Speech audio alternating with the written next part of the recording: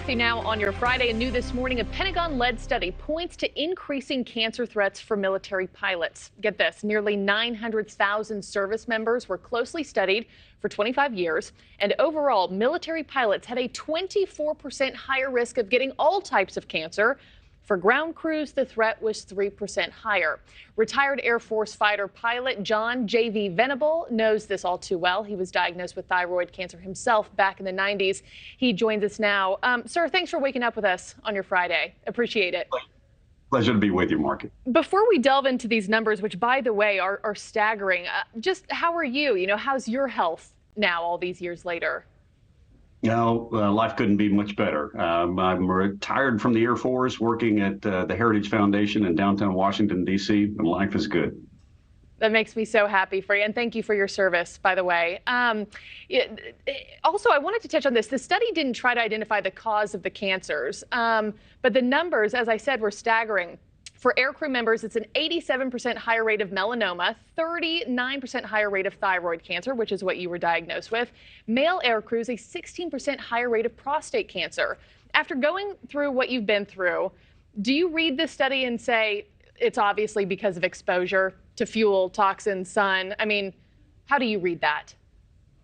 Marky, there were so many hazards associated with the flying business, particularly military flying, that we assumed a great deal of risk going in. When I went to fly school, they handed out a brochure that talked about the dangers of high G flight, enlarged hearts, neck and back injuries later in life. And so we knew the overt physical possibility of illness later on. The cancer side was not addressed, but we had to, and most of us believed that there would be increased risks of being around things like high-powered radars that I flew 3 feet in front of me on the nose of the F-16 or a couple of feet behind me and my wingman as we flew around. There was an increased risk. We just didn't talk about that because that's not what fighter pilots do. Yeah, you didn't talk about it, but would you change anything, sir? I mean, knowing what you know now and you thought, there might be a chance of exposure and some health problems, would you change a thing? No, ma'am. I wouldn't change a thing. Going into the business, I fought to get in a fighter cockpit, and once I was there, I reveled in every minute of flying.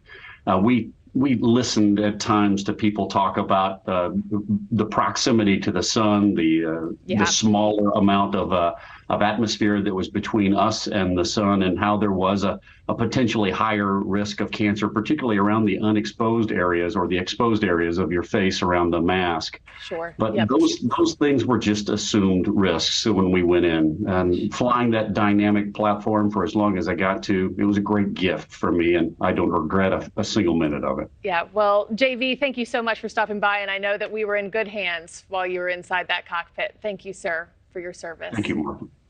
Thank you for watching. Go to newsnationnow.com to find NewsNation on your television provider. And don't forget to click the red subscribe button below to get more of NewsNation's fact-driven, unbiased coverage.